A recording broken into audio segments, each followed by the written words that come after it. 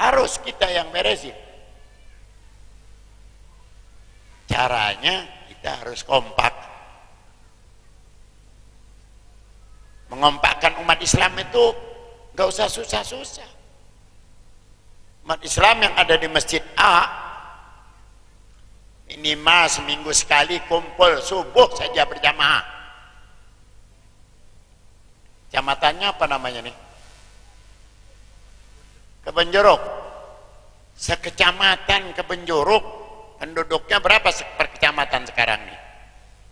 Katakanlah seperti daerah saya Tebet itu 250.000 orang per kecamatan.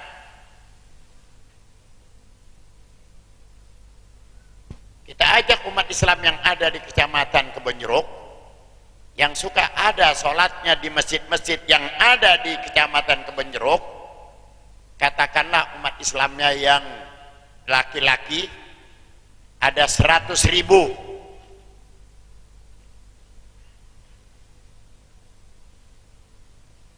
Yang 150 itu perempuan dan anak-anak. 100.000. Taruh dah yang senang sama sholat, yang masih aja sholat, enggak 100.000, 50.000 saja. Kira-kira kalau 50.000 orang sembahyang subuh di masjid At-Taqwa misalnya, di sini tapi di Kebenjeruk, kira-kira manis apa tidak tuh orang kalau ada yang sembahyang subuh di satu masjid, walaupun nggak banyak hanya 50.000. Pernah ada belum orang semasjid sembahyang subuh 50.000? Hah? Di sini kalau sembahyang subuh jamaahnya berapa? Hah? 10 orang. Itu tahun 2016 16 orang, 10 orang. Nanti tahun 50 berapa? Bures, bukan habis. Jadi harus dibuatkan jalan, harus dibentuk sholat subuh gabungan. Jangan dibiarkan ini semua Islam begini nih, apatis namanya, nggak ada gerakan sama sekali. Ini bukan ngomel, ini bukan, cuman ngasih tahu.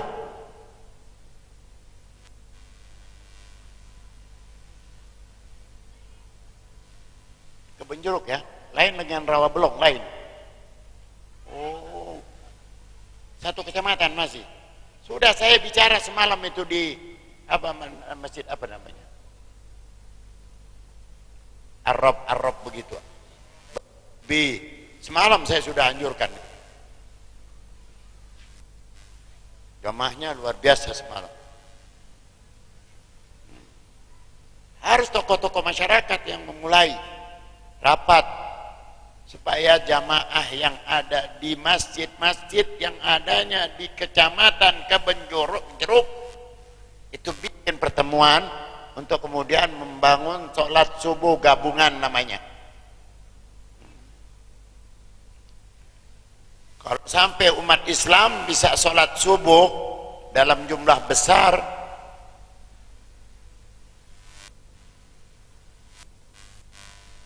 itu baru di Kebenjeruk aja yang sholat subuh katakanlah paling sedikit 10.000 seminggu. Manis apa enggak tuh 10.000? Kapan adanya itu sholat subuh 10.000? Hah? Bisa apa enggak dikerjakan? Enggak ada yang tidak bisa, enggak ada yang enggak bisa.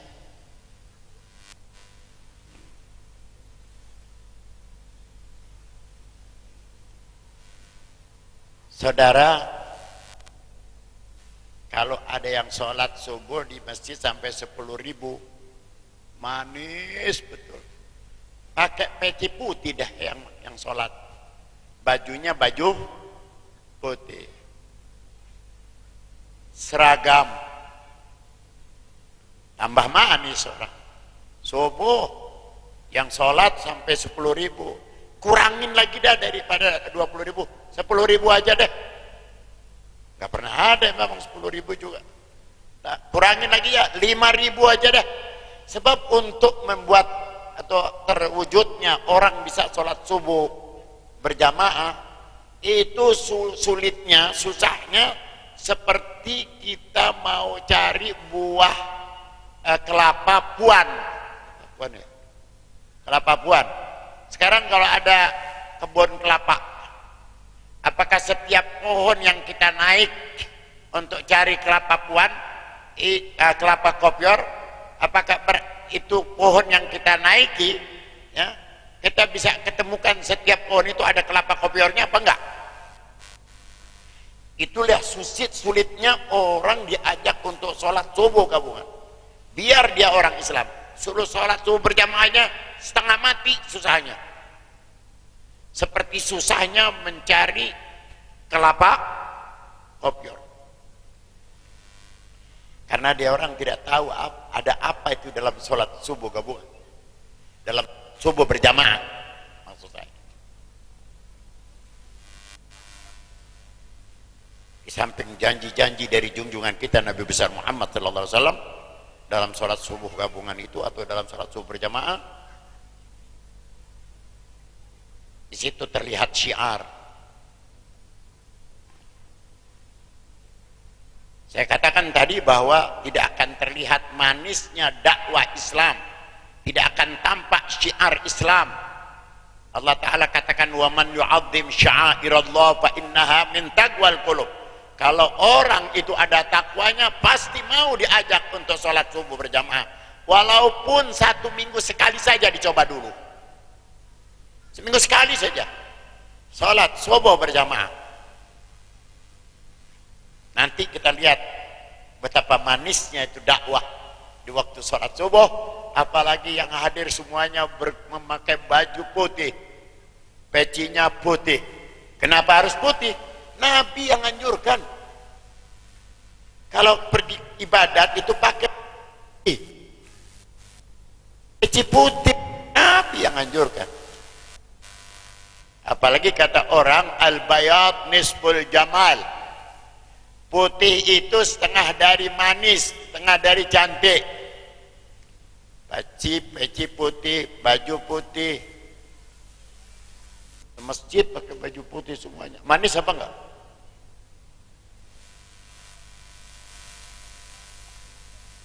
Kalau cari bini juga dianjurin yang putih, sebab al-bayat nis jamal, itu setengah dari cantik. Sebagaimana juga tinggi itu setengah dari cantik. Tapi dia bilang watul nisful, tinggi itu. Karena saya sudah punya cucu, jadi saya nggak lagi cari lagi yang putih sama yang tinggi. Ada yang bilang, Beb, bini saya udah kebetulan sama Beb. Nah, gimana itu caranya ya supaya dapat yang putih? Ya udah, terima nasib aja dah kalau mau. Nggak usah cari-cari lagi. Saudara, kenapa harus disarankan untuk membentuk sholat subuh dari setiap kecamatan, masjid-masjid harus bergabung jamaahnya? Kenapa? Karena tidak akan terasa manis. Sama dengan begini, saudara, kalau subuh selalu disediakan kopi oleh istri saudara. Saudara datang dari masjid mau minum kopi, dibuatkannya air panas, lalu dituangnya itu kopi di dalam gelas, berikut gula, dituangnya di gelas si gula dan air panas jadi satu dengan gulanya. Lalu saudara 10 menit kemudian minum, udah manis belum tuh kopinya? Udah manis belum? Belum.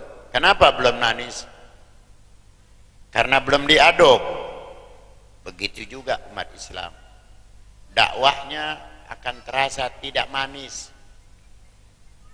Kenapa?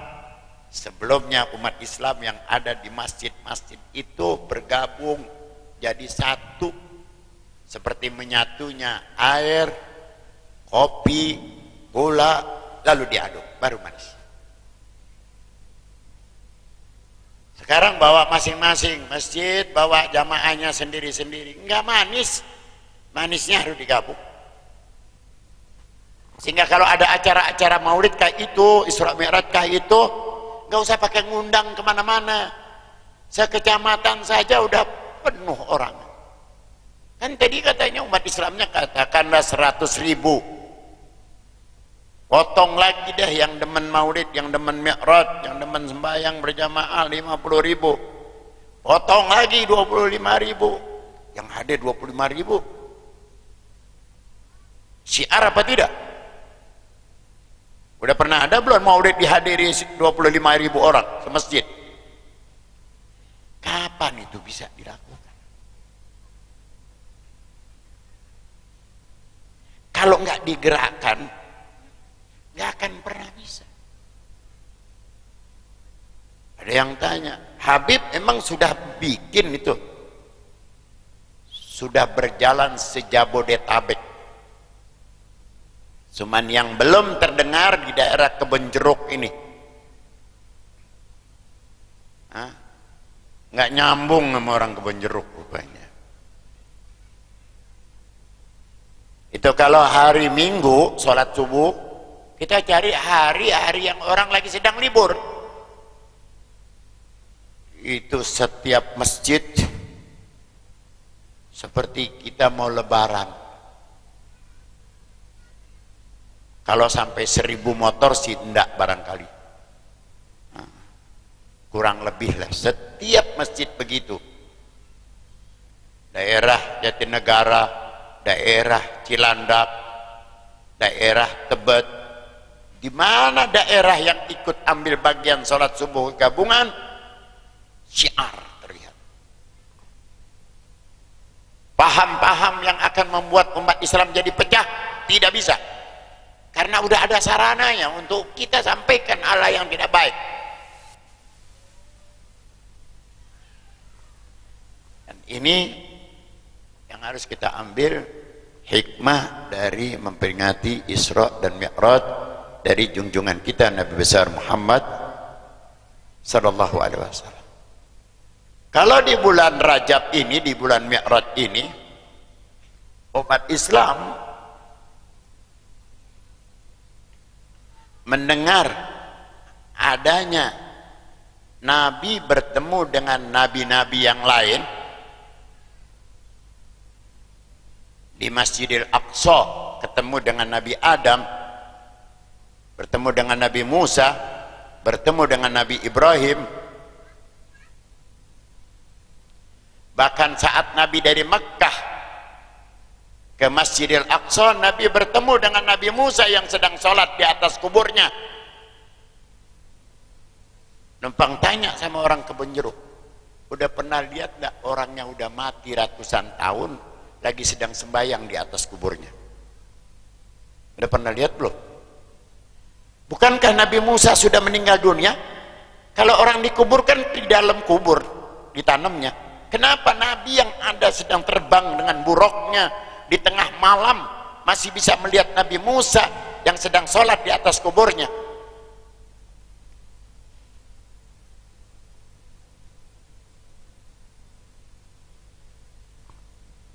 Bukan Nabi Musa saja, Nabi Yunus juga lagi sedang menuruni bukit dengan ontanya dan jubahnya yang coklat sambil mengucapkan labbaik Allahumma labbaik. Sampai pada akhirnya bertemu di Masjidil Aqsa dengan para nabi-nabi tadi, dan nabi-nabi itu mengucapkan ahlan wa sahlan wa marhaba. Nabi Adam bilang ahlan wa sahlan wa marhaba bil ibn salih wal nabi salih. Nabi Adam kan sudah meninggal kok, bicara sih, kan orang udah mati. Gimana kalau besok ada orang meninggal, udah meninggal dunia di atas balik sebelum disolatkan, diajak ngomong kita nih yang masih hidup? Bagaimana? Ini kenyataan yang tidak bisa dibantah. Ini dalam kitab Jawahirul Bukhari dicatatkan begitu, dalam kitab yang ditulis oleh Profesor Kiai Haji Raden Abdullah bin Nuh Al-Barahin Tu'ayyid Ahlus Sunnah wal Jamaah, seperti juga yang ditulis oleh almarhum Profesor Dr. Al-Muhaddits Al-Musnid Al-Habib Muhammad bin Alwi bin Abbas Al-Maliki dalam kitabnya Mafahim Yajibu an Tusahhah, itu semua dicatatkan hadis-hadis di dalam itu kitab tentang adanya pertemuan, bukan sebatas bertemu, tapi mereka ajak bicara. Orang yang sudah meninggal dunia ngajak bicara Nabi kita Muhammad SAW. Bagaimana kalau orang kebenjerok ini malam, orang yang udah pada mati mau ngomong langsung sama kita masing-masing, bagaimana?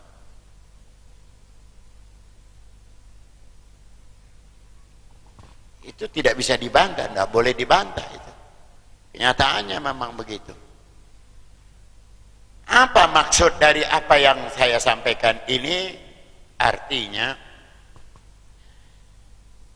orang yang sudah meninggal dunia itu dia boleh pergi kemana saja yang dia mau, tapi dengan catatan rohnya tidak dipenjarakan oleh Allah. Orang yang rohnya setelah meninggal dunianya tidak dipenjarakan oleh Allah, rohnya boleh pergi kemana saja. Seperti Nabi Musa sedang sholat di atas kuburnya, sebentar sudah ada di Masjidil Aqsa. Nabinya belum sampai di Masjidil Aqsa, Nabi Musanya sudah ada. Nabi Yunus begitu juga.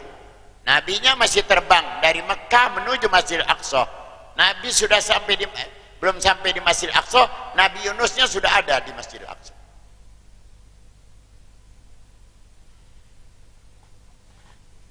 Maknanya kalau orang masih hidup seperti kita ini sekarang masih hidup, roh kita masih ada di badan. Roh kalau masih ada di badan, roh itu menjadi berat. Misalnya saya sekarang ini roh saya sudah mau pulang atau mau meneruskan perjalanan untuk ke acara berikutnya, yaitu di Rawabelong, tapi roh saya masih mau di sini. Kira-kira roh saya bisa jalan sendiri enggak apa tanpa badan yang kasar ini? Bisa enggak? Enggak bisa. Kenapa? Sudah hukumnya begitu, undang-undang Tuhan begitu. Dalam kitab yang ditulis oleh almarhum Profesor Kiai Haji Raden Abdullah bin Nuh yang bernama Al-Bara